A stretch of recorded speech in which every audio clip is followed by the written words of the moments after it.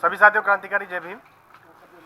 20 मार्च 2018 में माननीय सर्वोच्च न्यायालय ने जो अपना निर्णय दिया था SC/ST एक्ट को लेकर के, उसको लेकर के 2 अप्रैल भारत बंद लोकतांत्रिक आंदोलन समस्त दलित समाज ने जो आह्वानित किया था, उस आंदोलन में जो फर्जी तरीके से दलित समाज के बच्चों पर मुकदमे लगाए गए, मुकदमे लगाने के बाद तत्पश्चात मोदी सरकार अध्यादेश लेकर के आई और फिर 10 फरवरी 2020 में एक जजमेंट और आता है।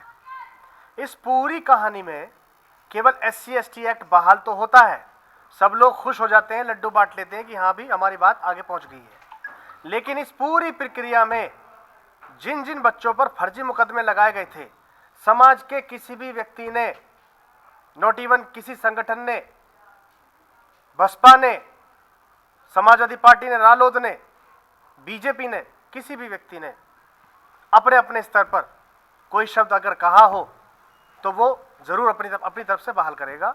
लेकिन 2 अप्रैल वाले मामले में जितने पीड़ित बच्चे हैं, उन सभी बच्चों के साथ में आज तक शोषण हो रहा है, जिस शोषण को लेकर के टोटली समाज के सामाजिक संगठन, संपूर्ण समाज के सामाजिक संगठन अपनी चुप्पी साध कर बैठे हुए हैं।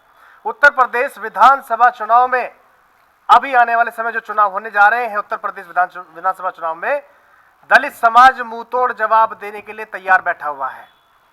वो पीड़ित समाज, वो पीड़ित जिन लोगों पर फर्जी मुकदमे लगा गए, जिसकी जांच भी उचित रूप से नहीं हुई, वो सभी लोग मजबूती के साथ में अपनी बात रखने के लिए आने वाले विधानसभा चुनाव का इंतजार कर रहे हैं। दलित समाज के जितने भी साथी और युवा हैं, वो ट्विटर से अपना ट्रेंड कराने के लिए अपनी आवाज को उठा रहे हैं कि हमारे 2 अप्रैल के मुकदमे सरकार वापस ले। क्यों?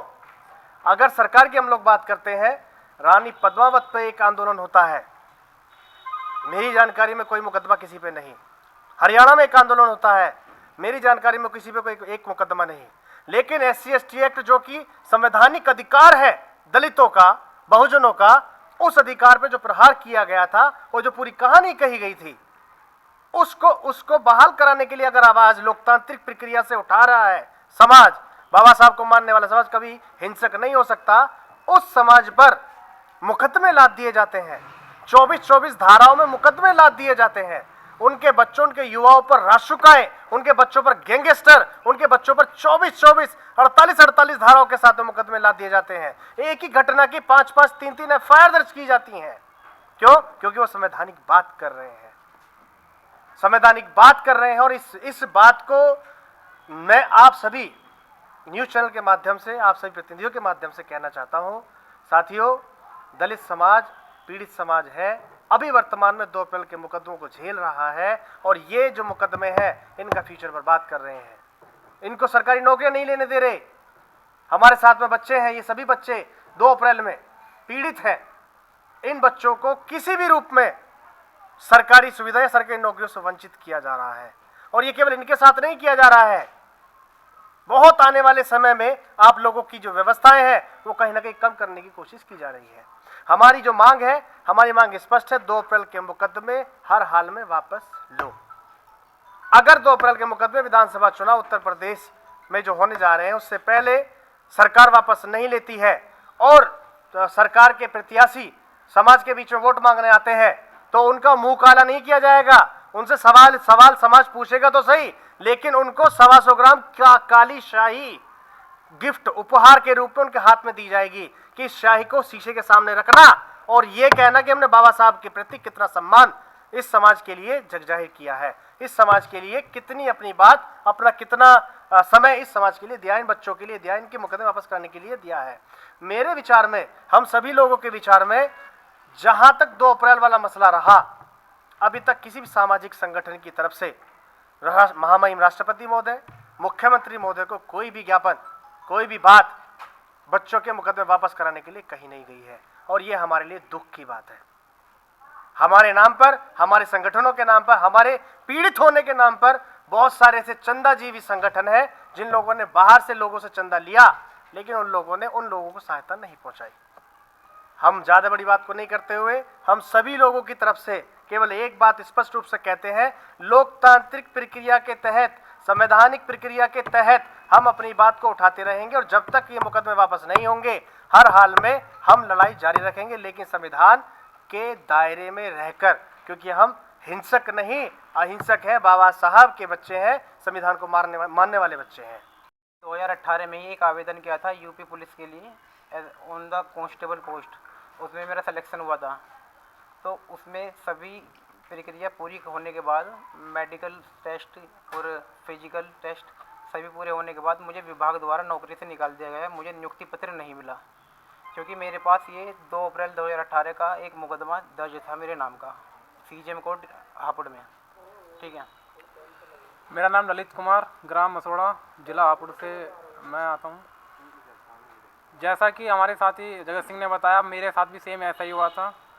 2 अप्रैल 2018 की रात को जिस वक्त मैं पढ़ाई कर रहा था उस वक्त मेरे बीएड के एग्ज़ाम चल रहे थे। पढ़ाई करते हुए रात को 11:30 बजे पुलिस आती है और मुझे उठा के ले जाती है इस नाम पर कि हमें आपसे पूछताछ करनी है। जिन लोगों ने वहाँ पर हिंसा करी है, अगर आप उनमें से किसी को पहचानते हो तो आप उन्हें पहचान लेना, अदरवाइज़ हम आपको छोड़ देंगे। लेकिन पर पुलिस स्टेशन में पहुँचते ही पुलिस वालों का रवैया ऐसा हो गया कि अब जो कुछ करा है तू नहीं करा है। वहाँ पर जाने के बाद में हमें पूरी रात वहाँ पर जेल में रखा, उसमें हवालात में रखा। हवालात में रखने के बाद में फिर हमें सुबह जेल भेज दिया गया। लेकिन पर जेल भेजने के बाद में वहाँ तक ही बात ख़त्म नहीं हुई। वहाँ से आने के बाद में जो असली पीड़ा है वो हमारी अब शुरू होती है, क्योंकि हम लोग पढ़े लिखे व्यक्ति हैं, पढ़ लिख करके हम आगे बढ़ना चाहते थे, सरकारी नौकरी प्राप्त करना चाहते थे और उसमें हमारा चयन भी हुआ। लेकिन पर कैरेक्टर सर्टिफिकेट जो कि पुलिस वेरिफिकेशन के बाद में बनता है, जो एसडीएम कोर्ट से एसडीएम साहब के यहाँ से बनता है, वो हमारा कैरेक्टर सर्टिफिकेट नहीं बन पाया। इसके बिहाफ पर हमें जो है हमारे विभाग ने, जो हमारा रेलवे विभाग है, उसने हमें नियुक्ति नहीं दी।